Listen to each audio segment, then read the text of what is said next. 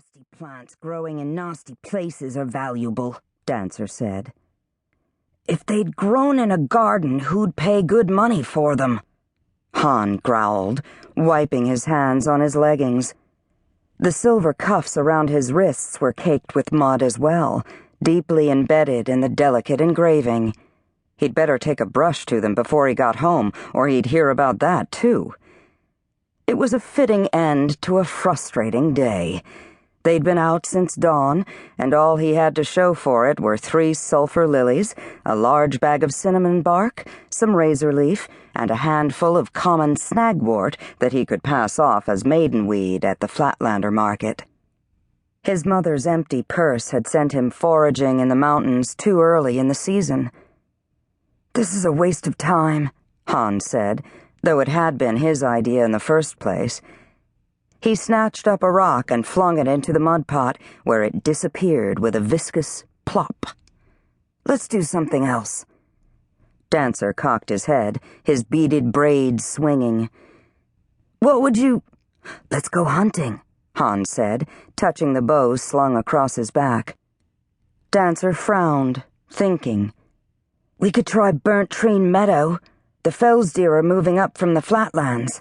Bird saw them there day before yesterday." "Let's go, then." Han didn't have to think long about it. It was the hunger moon. The crocks of beans and cabbage and dried fish his mother had laid up for the long winter had evaporated. Even if he'd fancied sitting down to another meal of beans and cabbage, lately there'd been nothing but porridge and more porridge, with the odd bit of salt meat for flavor. Meat for the table would more than make up for today's meager gleanings. They set off east, leaving the smoking springs behind. Dancer set a relentless, ground-eating pace down the valley of the Durnwater. Han's bad mood began to wear away with the friction of physical exertion. It was hard to stay angry on such a day. Signs of spring bloomed all around them. Skunk cabbages and maiden's kiss and May apples covered the ground, and Han breathed in the scent of warm earth freed from its winter covering. The Durnwater frothed over stones and roared over waterfalls, fed by melting snow on the upper slopes. The day warmed as they descended, and soon Han removed his deerskin jacket and pushed his sleeves past his elbows.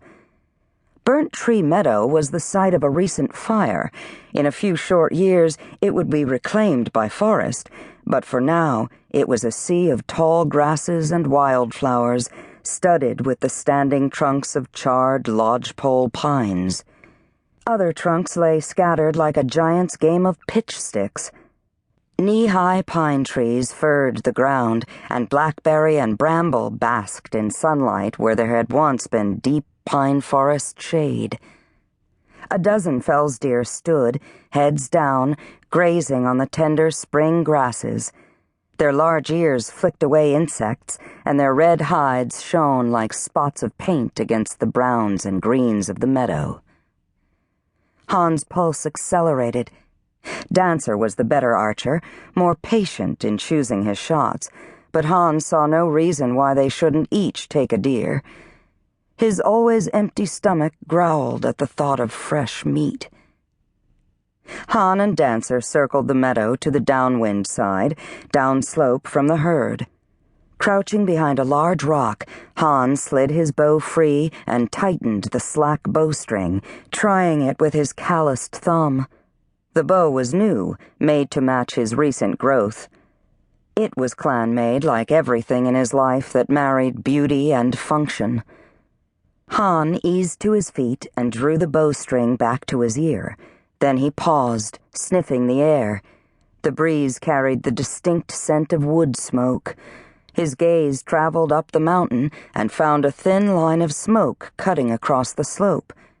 He looked at Dancer and raised his eyebrows in inquiry. Dancer shrugged. The ground was soaked and the spring foliage green and lush. Nothing should burn in this season. The deer in the meadow caught the scent, too. They raised their heads, snorting and stamping their feet nervously, the whites showing in their liquid brown eyes. Han looked up the mountain again. Now he could see orange.